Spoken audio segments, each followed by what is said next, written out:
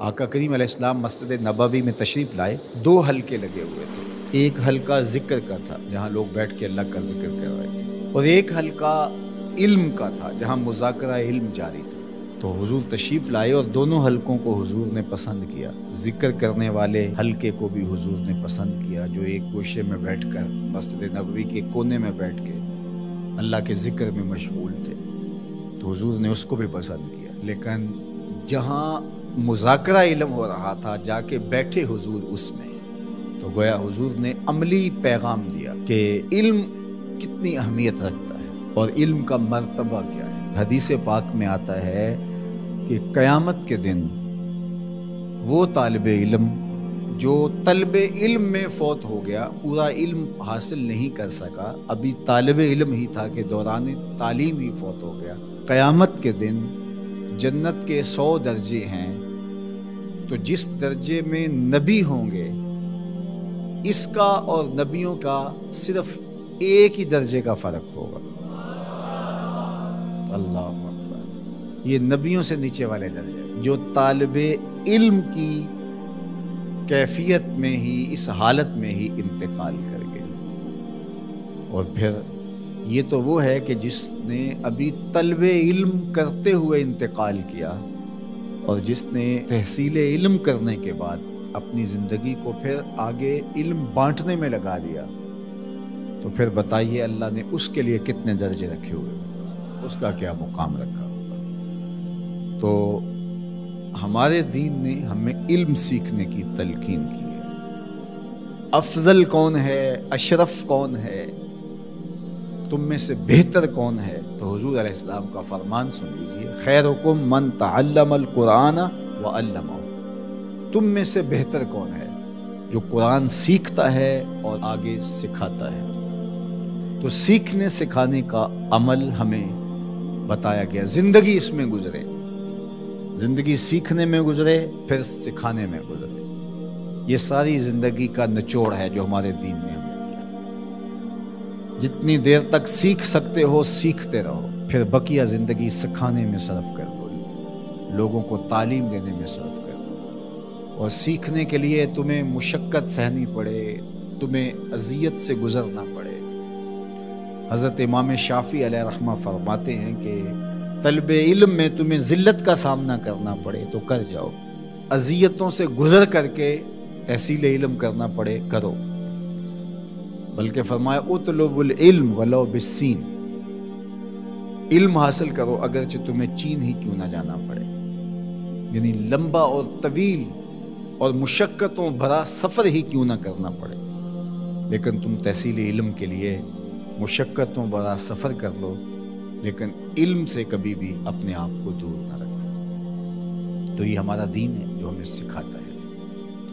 تو اس لیے ہمیں اپنی ساری زندگی علم سیکھنے میں، پھر علم سکھانے میں، اخذ علم میں اور تقسیم علم میں، حاصل کرنے میں اور بانٹنے میں لگا دینی چاہیے۔ یہ سب سے افضل عمل ہے اس امت کے لیے، سب سے اشرف اور سب سے اعلیٰ و ارفع کام ہے اس امت کا، اور سب سے اچھا وظیفہ اس امت کا یہی ہے کہ وہ طلب علم میں لگا رہے اور علم بانٹتا رہے۔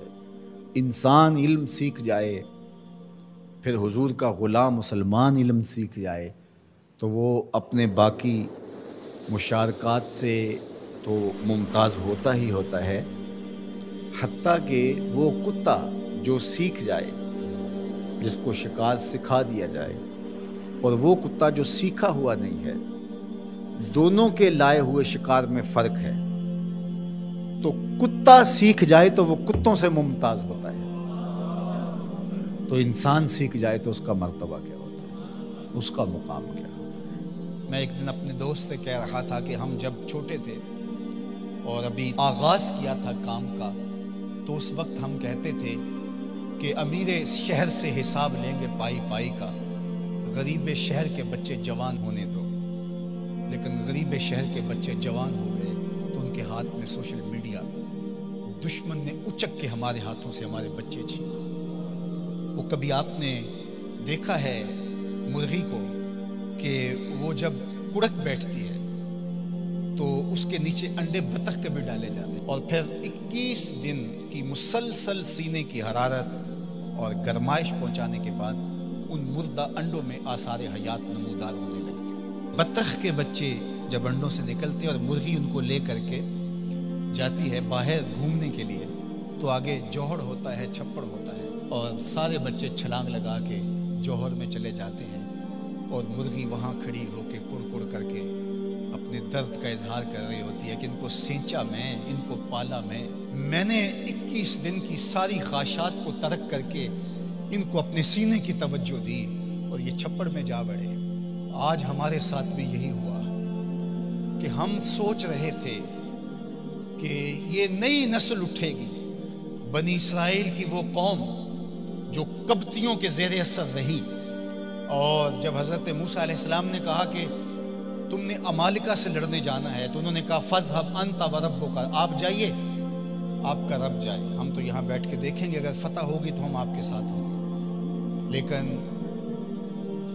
جب مقام تی میں ان کو قید کر دیا گیا، تو پھر آزادی سے پیدا ہونے والے نئے بچے جو وہاں پیدا ہوئے اور جوان ہوئے، انہوں نے پھر عمالقہ سے لڑائی کی۔ ہم جب چھوٹے تھے ہم یہ سوچتے تھے شاید 100 سال تک سامراج کی غلامی رہنے والے لوگ شاید آزاد نہیں ہو پاتے، جو آزاد پاکستان میں سانس لے کے پروان چڑھیں گے تو شاید وہ کھڑے ہوں اور وہ امت کا اثاثہ بن سکے۔ لیکن مرغیاں پھر دیکھتی رہ گئیں اور یہ بچے چھپڑ میں چلے گئے۔ یہ چھپڑ چاہے سیاست کا دیکھ لیجئے اور ان کی بولیاں دیکھ لیجئے اور ان کے انداز اور تیور دیکھ لیجئے۔ ہماری اسمبلیاں مچھلی منڈی ہیں اور ہمارے جو نمائندے ہیں وہ قابل فروخت مال ہیں۔ قوموں کا اثاثہ یہی ہوتا ہے، قوموں کا سرمایہ یہی ہوتا ہے۔ منبر و محراب کی بات ہوئی، خانقاہوں کی بات ہوئی، یہ درد چھیڑے تو پمبا کجا کجا نہم کہ ہما داغ داغ است۔ کسی نے کہا تھا کہاں کہاں روئی رکھوں، جگہ جگہ سے تو خون رستا ہے، جاؤں تو کدھر جاؤں، درد تو رس رہا ہے، خون تو رس رہا ہے۔ تو حیا کا جوہر لٹ گیا، دور موجود کے فتنوں نے ہماری نسل کو اچک لیا ہے۔ وہ غنیمت ہے لوگ جو اپنی نسل کو بچا سکے، اور میں آپ سے یہی کہتا ہوں کہ ہم نے آنے والی نسل کو بچانا ہے، ہم نے ہمت نہیں چھوڑنی، ہم نے آنے والی نسل کے لیے محنت کرنی ہے۔ والدین کو ذمہ لینا پڑے گا کہ ہم اپنی اولاد کی صحیح تربیت کریں۔ صرف جو ہے وہ پیدا ہوئے بچے اور ان کو لوگوں کے رحم و کرم پہ چھوڑ دیا اور جس مرضی اسکول میں آنکھیں بند کر کے چھوڑ آئے، اور پتہ ہی نہیں کہ بچوں کی ترجیحات کیا ہیں اور بچے کدھر بڑھ رہے ہیں اور کس سمت رخ کر رہے ہیں۔ یہ والدین کی ذمہ داری ہے اور وہ اولاد کی تربیت کریں۔ پھر استاد کی ذمہ داری ہے کہ وہ اس کو ذمہ لیتا ہے تو پھر اس کی ہر طرح کی فکری تربیت، ذہنی تربیت، علمی تربیت، ہر طرح کی تربیت اس کے ذمہ ہے۔ اور تیسری ذمہ داری منبر و محراب کی ہے۔ یہ نہیں ہے کہ 8 دن کے بعد یا 1 سال کے بعد ہم نے اجتماع کیا اور خطابت کے جوہر دکھلائے اور لوگوں سے داد و تحسین لی اور واہ واہ کیا اور اس بات پہ داد لی کہ اتنے لوگ جمع ہوئے تھے، اتنا اجتماع کثیر ہوا تھا۔ یہ داد لینے کی بات نہیں ہے۔ ہم نے یہ دیکھنا ہے کہ ہم نے بات کہی کیا اور کیا وہ لوگوں کی جو ہے وہ معروضی ضروریات کو پورا کرتی ہے اور لوگوں کی مستقل ضروریات کا مداوع اس میں ہے یا نہیں ہے۔ اللہ اکبر۔ تو غلبہ دین کے لیے کوشش اور جد و جہد کرنا، اس سے کبھی بھی ہمیں دست بردار نہیں ہونا چاہیے۔